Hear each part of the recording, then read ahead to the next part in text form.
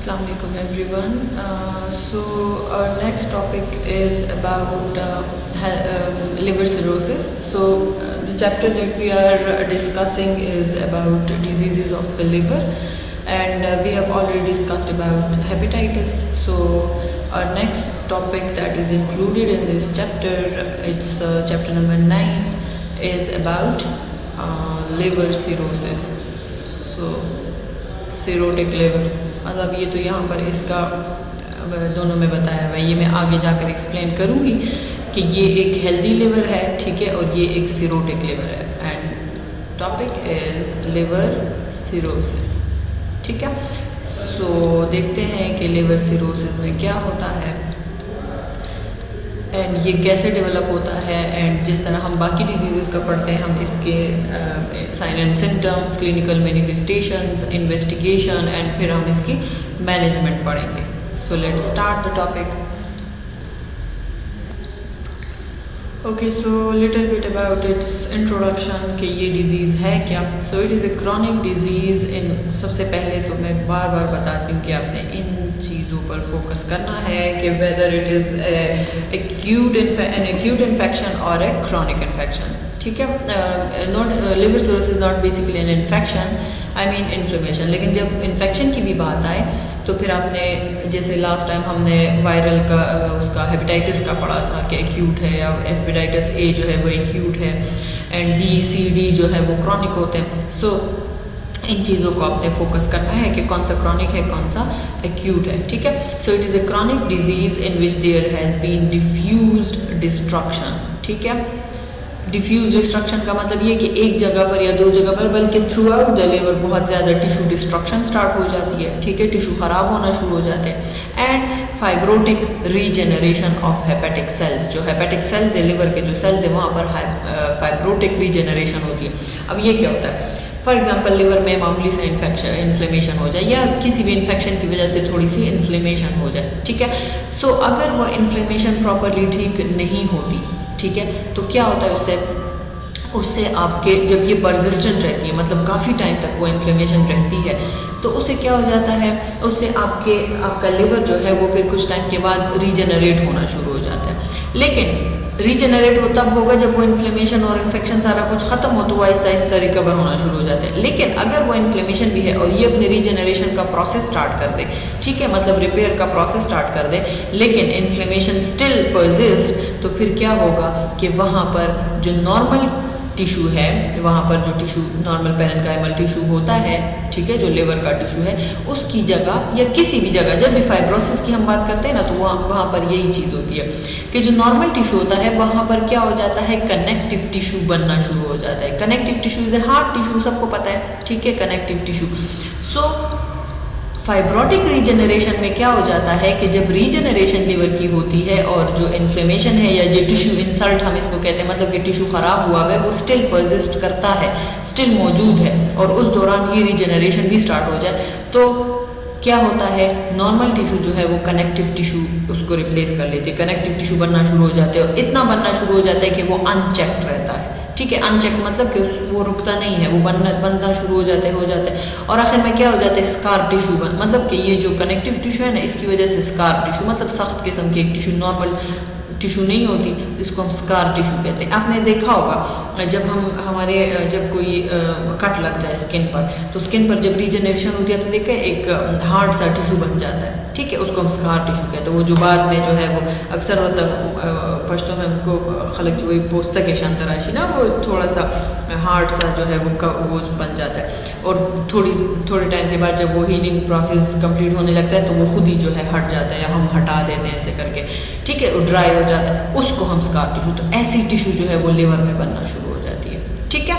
सो इसको हम fibrotic regeneration कहते हैं। This is all about liver से, मतलब ये इसका इंट्रोडक्शन है। हम देखते हैं ये क्यों बनते हैं, क्या होता है, कैसे उसमें जो है वो कनेक्टिव टिशू बनता है, और सारी चीज़ें हम डिस्कस करते हैं, ठीक है। सो अगर उसमें पैराग्राफ में अगर आपसे कोई पूछे तो it is a disease in which there is diffuse destruction, throughout the liver जो है वो बहुत ज़्यादा डिस्ट्रक्शन शुरू हो जाती है, और फाइब्रोटिक रीजनरेशन होगी, ठीक है। फाइब्रोटिक रीजनरेशन मतलब कनेक्टिव टिश्यू जो है वो बनना शुरू हो जाएगा। इसको हम नोड्यूल्स भी कहते हैं। जब ये टिश्यू बनना शुरू हो जाए ना, उस टिश्यू को हम नोड्यूल्स भी कहते हैं। नोड्यूल मतलब एबनॉर्मल टिश्यू, ठीक है, एबनॉर्मल टिश्यू बनना शुरू हो जाता है। So this is liver cirrhosis. अब देखते हैं आगे इसकी फर्दर चीज़ें, ठीक है। ओके, सो एक डायग्रामेटिक फॉर्म में इसको बताया हुआ है। इसकी जो नॉर्मल लिवर है, ठीक है, इसमें और जो सिरोटिक लिवर है, उन दोनों में बताया हुआ है कि कैसे फाइब्रोटिक टिश्यू बनता है, कैसे नॉर्मल जो है वो टिश्यू जो है वो कन्वर्ट हो जाता है फाइब्रोटिक टिश्यू में, ठीक है। अच्छा, ये नॉर्मल आपके पास लिवर के सेल्स दिखाए हैं। नॉर्मल लिवर में क्या होता है, वैसे तो हेपेटिक वेन और वो सारी चीज़ें ना, मतलब वेन देखिए हर एक टिश्यू में वेन भी होती है, आर्टरी भी होती है और लिम्फेटिक डक्ट वगैरह भी होते हैं। अब लिवर में एक और इम्पॉर्टेंट चीज़ भी है और वो है हेपेटिक डक्ट, वो बाइल डक्ट, ठीक है, बाइल डक्ट। सो यहाँ पर वो भी है, तो बाइल डक्ट, ठीक है। तो ये जो आपको नज़र आ रहा है ना बाइल डक्ट, सो ये जो आपको ये चीज़ नज़र आ रही है, ये पोर्टल ट्राइड। ट्राइड किसे, ये देखिए त्रिकोण सा बना हुआ है। ट्राइड किसे कहते हैं, तीन चीज़ें, ठीक है। सो इसमें एक आर्टरी होती है, एक इसमें वेन होता है और एक इसमें बाइल डक्ट होता है, स्मॉल बाइल डक्ट, जहाँ से बाइल बनकर जो है वो फिर मेन है बाइल डक्ट और फिर वो आगे जाकर जो है वो ड्यूडेनम में जाता है, ठीक है, वो जो बाइलरी ट्री होती है। सो मतलब कि यहाँ पर एक पोर्टल ट्राइड होते हैं, उन्हीं ट्राइड में से एक जो है वो बाइल डक्ट आ रहा होता है, उसी से जो है ये सारे बाइल डक्ट जो है वो फिर कंबाइन होकर, मतलब स्मॉल बाइल डक्ट्स होते हैं, ठीक है, वो कंबाइन होकर फिर जो मेन बाइल डक्ट आता है और फिर वहाँ से जो है वो फिर गॉल ब्लैडर की तरफ एक उसकी ब्रांच गई होती है और फिर फर्दर इस तरह करके वो फिर ड्यूडेनम में ओपन होता है, ठीक है। इसको हम बाइलरी ट्री भी कहते हैं इसको, ठीक है, ये जो सारा। अच्छा, अब क्या होता है कि आपके पास ये, अच्छा ये तो नॉर्मल सेल का मैं बता रही हूँ, नॉर्मल, ठीक है। ये पोर्टल ट्राइड होता है, ये लोब्यूल्स होते हैं, ठीक है। लिवर के जो लोब्यूल्स है तुम लोगों ने एनाटॉमी फिजियोलॉजी में अच्छी तरह पढ़े होंगे, ठीक है। सो और ये सेंट्रल वेन वहाँ वहीं पर जो आपके पास हेपेटिक वेन वगैरह होती है। अब यहाँ देखिए ये एक सिरोटिक लिवर है, ठीक है, एबनॉर्मल लिवर। अब सबसे पहले तो आपने देखा होगा फैटी लिवर, जब आपके पास लिवर में फैट्स बहुत ज़्यादा एक्यूमुलेट हो जाए, तो एक तो वो दिखाएं हुए ये देखिए इस तरह फैट्स एक्यूमुलेट होते हैं सेल्स के इर्द गिर्द, लोब्यूल्स के इर्द गिर्द, ठीक है। दूसरा आप ये देखिए फाइब्रस सेप्टा वही जो मैंने बताया फाइब्रोटिक टिश्यू। तो ये देखें, दोनों में डिफरेंस देखें, यहाँ देखें और यहाँ देखें, ठीक है। ये कितना ज़्यादा यहाँ पर जो है वो टिश्यू एक्यूमुलेशन हो गई है और फाइब्रोटिक टिश्यू बन गया है। सो ये आपको दिखा, और ये देखिए नेक्रोसिस भी हुई है, ये देखिए, ये जो आपको डार्क कलर नज़र आ रहा है ना, तो यहाँ पर नेक्रोसिस भी हुई है, ठीक है। ये नॉर्मल, ये थोड़ा नॉर्मल सेल है, ये नेक्रोटिक सेल है। सो ये जो आपको जगह वाइट नज़र आ रही है ना, दिस इज़ बेसिकली, इसका मतलब नोड्यूल्स के इर्द गिर्द जो है ये फाइब्रस टिश्यू बनने लग जाता है और उसकी वजह से जो है वो लिवर की ओवरऑल जो आर्किटेक्चर होता है, जो ओवरऑल फंक्शन इसका होता है, वो सारा का सारा डैमेज हो जाता है, ठीक है। सो ये थोड़ा डायग्रामेटिक मैंने बता दिया। अब नेक्स्ट देखते हैं। ओके, सो नेक्स्ट इसका देखते हैं इटियोलॉजी एंड रिस्क फैक्टर, ठीक है। इसकी कॉजेज़ क्या क्या है, इसके रिस्क फैक्टर्स क्या क्या हैं। अच्छा, जैसे देखिए, अब आप खुद सोचें, लिवर डिजीज़ है तो क्या हो सकता है इसमें आपके पास रिस्क फैक्टर या इटियोलॉजी। लिवर सिरोसिस ऐसी डिजीज़ है ना कि ये हमेशा एज ए कॉम्प्लिकेशन डेवलप होती है। कॉम्प्लिकेशन का मतलब क्या हुआ, हम अक्सर इससे पहले जब हम डिजीज़ पढ़ते थे ना, तो मैंने आपको कहा था कि जब आप एक डिज़ीज़ ट्रीट नहीं करते, ठीक है, तो वो क्या कर देती है, वो कॉम्प्लिकेट होकर एक और डिज़ीज़ में कन्वर्ट हो जाती है, ठीक है, उससे सिवियर डिज़ीज़ में। So liver cirrhosis is actually a complication of various liver diseases. मतलब फॉर एग्जांपल हेपेटाइटिस बी या सी या कोई भी हेपेटाइटिस आपके पास वो जो है वो अनट्रीटेड रह गया, ठीक है, वो प्रॉपर ट्रीट नहीं हुआ, तो उससे क्या होगा, उससे as a complication liver cirrhosis develop हो सकता है, ठीक है। इसके अलावा आपके पास मामूली सा कोई भी लिवर इन्फेक्शन है, ठीक है, और वो जो है वो अनट्रीटेड रह गया, उसको प्रॉपर ट्रीट नहीं किया गया, तो क्या होगा, उससे जो है as a complication liver cirrhosis develop हो सकती है। इसके अलावा जो लोग क्रॉनिक अल्कोहलिज्म करते हैं, जो क्रॉनिक अल्कोहलिक्स होते हैं, जो बहुत ज़्यादा अल्कोहल यूज़ करते हैं, वो क्या, उसमें क्या होता है, बहुत टाइम तक वो अल्कोहल उनके लिवर को डैमेज करता रहता है, आखिर में एज ए कॉम्प्लिकेशन क्या डेवलप हो जाता है, लिवर सिरोसिस डेवलप हो जाता है। तो ये चीज़ आपको क्लियर होनी चाहिए कि लिवर सिरोसिस से पहले कोई छोटी सी डिजीज़, एक्यूट सी डिजीज़ बॉडी में रह चुकी है, ज़्यादातर इसी तरह होता है, ठीक है। और उसके बाद जब वो अनट्रीटेड रहती है तो वो कन्वर्ट हो जाती है लिवर सिरोसिस में, ठीक है। सो हम देखते हैं इसके aetiology and risk factors. Okay, so ये देखें ज़रा आप, ये जो अभी मैंने बताया कि इसकी इटियोलॉजी और रिस्क फैक्टर्स में सबसे पहली चीज़ क्या है कि कोई भी chronic long term viral infection of the hepatitis type B, type C, अभी मैंने बताया ना कि कोई भी ऐसी डिजीज़ जो रह चुकी है बॉडी में, जो क्रॉनिक हो गई है, मतलब कि वो उसको अनट्रीटेड रह गई, वो काफ़ी टाइम तक रह गई, तो आखिर में वो क्या डेवलप कर लेगी, आखिर में वो लिवर सिरोसिस डेवलप कर लेगी, ठीक है। इसके अलावा फैटी लिवर अगर है associated with obesity and diabetes भी क्रॉनिक है, फैटी लिवर भी अक्सर हो जाते हैं, काफ़ी टाइम तक वो रहता है बॉडी में लिवर। अभी मैंने आपको उसमें डायग्राम में दिखाया भी कि फैटी लिवर भी मौजूद है, इसका मतलब है कि fatty liver is a risk factor for liver cirrhosis, ठीक है। इसके अलावा अल्कोहल अब्यूज़ भी मैंने बता दिया कि क्रॉनिक अल्कोहलिक्स जो होते हैं उनमें ज़्यादातर इस चीज़ के चांसेस होते हैं कि लिवर सिरोसिस हो जाए, ठीक है। सो नेक्स्ट देखते हैं और क्या इसकी इटियोलॉजी है। ओके, सो अदर जो इसके इटियोलॉजी या रिस्क फैक्टर है उसमें गैलेक्टोसीमिया, मतलब कि बहुत ज़्यादा ग्लाइकोजन स्टोरेज अगर हो जाए, मतलब नॉर्मल से एलिवेटेड लेवल जो है आपका गैलेक्टोज या ग्लूकोज जो है वो आपके लिवर में एज ए ग्लाइकोजन जो है वो स्टोर होने लग जाए, तो वो एक बर्डन क्रिएट करता है लिवर पर, उसकी वजह से भी हो सकता है लिवर सिरोसिस। ऑटोइम्यून हेपेटाइटिस, मतलब कि आपके जो ऑटोइम्यून डिजीज़ होते हैं जिसमें आपके इम्यून सिस्टम खुद ही आपके लिवर के सेल्स के अगेंस्ट जो है वो एक्टिवेट हो जाते हैं और उसकी वजह से लिवर इन्फ्लेमेशन हो जाती है, ठीक है। सो वो that can be a cause of, that can be a risk factor of liver cirrhosis, ठीक है। Medications such as methotrexate, acetaminophen, PHEN है, ठीक है। एसिटामिनोफेन, पैरास्टामोल की बात करें, मेथोट्रेक्सेट क्या है, ये एंटी कैंसर ड्रग है। सो ये बहुत ज़्यादा आपके लिवर के एंटी कैंसर ड्रग बेसिकली आपके सारे सेल्स को डैमेज करते हैं, ऑलमोस्ट सारे, किडनी, लिवर, हर जगह, ये जो बाल वगैरह गिरते हैं इसी वजह से ये सेल्स को डैमेज करते हैं, ठीक है।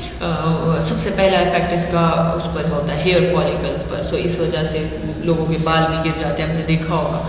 सो मेथोट्रेक्सेट या और एंटी कैंसर ड्रग्स, पैरास्टामोल वगैरह, ये तो सबको पता है, हमने लास्ट टाइम भी पढ़ा था कि पैरास्टामोल हेपेटोटॉक्सिसिटी करता है।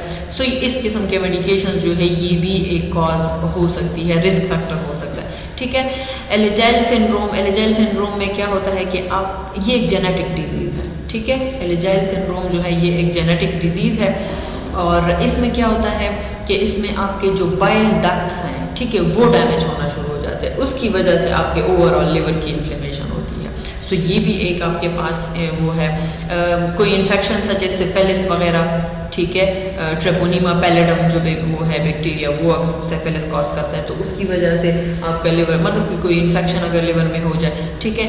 एमाइलोइडोसिस क्या है, एक एबनॉर्मल प्रोटीन है एमाइलॉइड, ठीक है। एक तो नॉर्मल प्रोटीन होते हैं आपके ना, एल्ब्यूमिन, ग्लोबुलिन वगैरह, एक होता है एबनॉर्मल प्रोटीन जिसको एमाइलॉइड कहते हैं। ये आपके ये जब आपके किसी भी ऑर्गन में बनना शुरू हो जाए तो उसको हम एमाइलोइडोसिस कहते हैं। और ये फिर आप जब नॉर्मल प्रोटीन नहीं बनेगा, एबनॉर्मल प्रोटीन बनेगा तो क्या वो काम करेगा प्रॉपर? कभी नहीं करेगा। सो इस वजह से जब एक एबनॉर्मल प्रोटीन की डिपोजिशन शुरू हो जाए आपके लिवर में या किसी भी ऑर्गन में, उसको हम एमाइलोइडोसिस कहते हैं। तो दैट में be a cause of liver cirrhosis, ठीक है। सो ये सारे जो है ये आपके पास रिस्क फैक्टर। इसके अलावा आप वो लिख सकते हैं Wilson disease last time hepatitis या किसी उसमें मैंने बताया होगा, ठीक है। विल्सन डिजीज़ भी एक रिस्क फैक्टर हो सकता है, आप ये लिख सकते हैं, ठीक है। इसमें क्या था, इसमें जो है बहुत ज़्यादा एबनॉर्मल कॉपर जो है वो आपके कॉपर CU वो जो है वो आपके उसमें टिश्यू में एक्यूमुलेट होना शुरू हो जाता है, इंक्लूडिंग लिवर, तो वो आपको वो कर सकता है।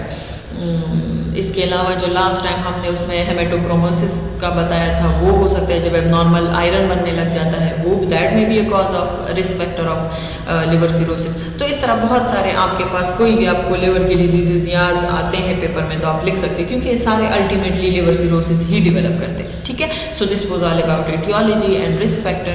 अब आगे देखते हैं कि मज़ीद क्या है इसमें। ओके गाइस, तो आप इस एक स्लाइड है, इसको आप हेडिंग दे सकते हैं पैथोफिजियोलॉजी कि ये डिजीज़ डेवलप कैसे होती है। वैसे तो मैंने सारा कुछ एक्सप्लेन कर भी दिया, फिर भी थोड़ा सा देख लेते हैं। ड्यू टू एटियोलॉजिकल फैक्टर, मतलब अभी जो पिछले हमने रिस्क फैक्टर्स पढ़े, जो भी हैं एटियोलॉजिकल फैक्टर, जो कॉजेज़ हैं जिनमें लिवर, जिनमें आपके पास अल्कोहलिज्म, जिनमें आपके पास कोई इन्फेक्शन, सिफिलिस वगैरह, या जो अभी मैंने बताया विल्सन डिजीज़, या जो बाकी हमने माइलोडोसिस वगैरह, ये सारे कोई भी अगर रीज़न है तो उससे क्या होगा, आप ऐसे एरोज डाल सकते हैं इसमें, ठीक है। इसको इसी तरह अगर ड्रॉ करना चाहते हैं ना तो ऐसे एरोज डालें। इसकी वजह से क्या होगा, diffuse destruction and regeneration of liver cells, वो मैंने पहले बता दिया था कि जब ये रिपेयर होना शुरू हो जाता है और स्टिल अगर वो टिश्यू इंसल्ट मौजूद है, मतलब वो जो चीज़ है वो स्टिल भी मौजूद है, वो डिजीज़, और लिवर रीजनरेट करता है, तो क्या होता है कि डिफ्यूज टिश्यू, मतलब कि फाइब्रोटिक टिश्यू बन, देखिए नेक्स्ट फाइब्रस टिश्यू बनना शुरू हो जाता है, ठीक है।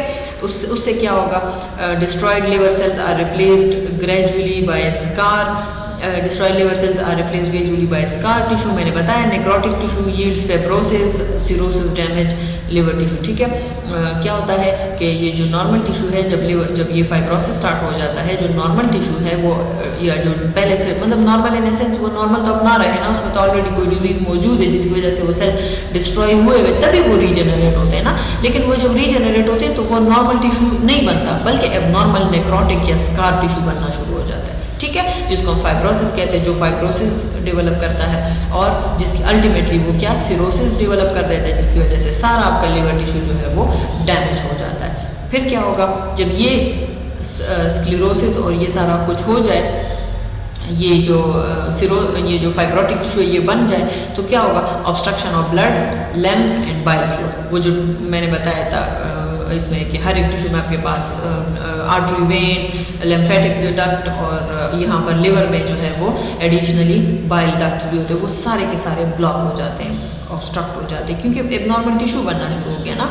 उसकी वजह से क्या होगा, उसकी वजह से अल्टीमेटली ये नज़र नहीं आ रहा, लेकिन ये लिखा हुआ है हेपेटिक इनसफिशिएंसी, लिवर अपना काम करना बंद कर देगा। खुद ही सोचे, जब ब्लड नहीं होगा, जब लिम्फेटिक सिस्टम काम करना छोड़ देगा, जब बाइल फ्लो ही नहीं होगा, तो लिवर कैसे अपना काम कर सकता है, ठीक है। सो आप ये जो है एक आप पेपर में भी इस तरह ड्रॉ कर सकते हैं, इसको हेडिंग देंगे पैथोफिजियोलॉजी ऑफ लिवर सिरोसिस, ठीक है।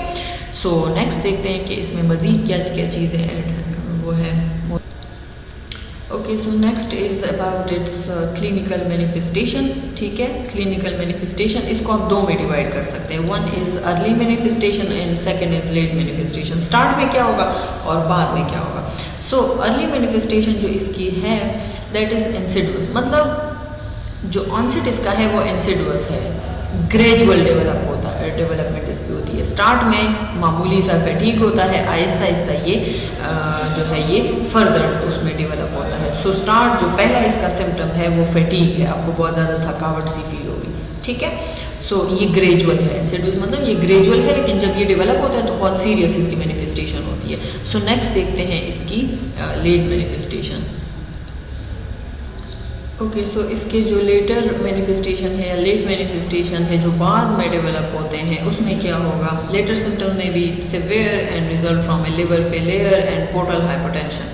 पोर्टल हाइपरटेंशन जो लिवर हाइपरटेंशन है वो भी इससे डेवलप हो सकती है, ठीक है, और अल्टीमेटली लिवर फेलियर भी हो सकता है। इसके अलावा जॉन्डस हो सकता है, एसाइटिस मतलब जो आपके हो जाते हैं एडिमा, जब आपके एब्डोमेन में बहुत ज़्यादा एबनॉर्मल एडिमा हो जाता है, फ्लूइड एक्यूमुलेशन हो जाती है, फिर बाद में उसमें इन्फेक्शन के चांसेस भी हो जाते हैं, तो उसको मतलब एब्डोमेन में जब एडिमा बहुत ज़्यादा डेवलप हो जाए उसको एसाइटिस कहते हैं। पेरिफेरल एडिमा आपके पेरिफेरीज में, ये तो सेंट्रल वो हो गया ना आपके एब्डोमेन में। सो पेरिफेरल एडिमा आपके हाथ पाँव वगैरह में एडिमा डेवलप ग्रेजुअली, हमने पिछली स्लाइड में कहा ना कि आहिस्ता आहिस्ता डेवलप होती है।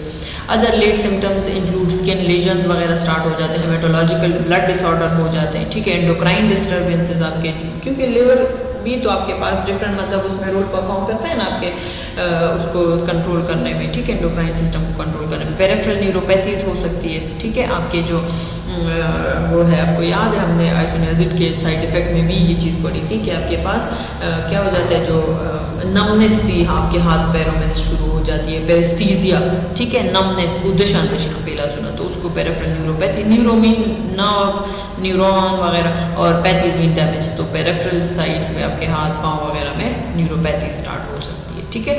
सो ये इसके लेटर मैनिफेस्टेशन हो गए।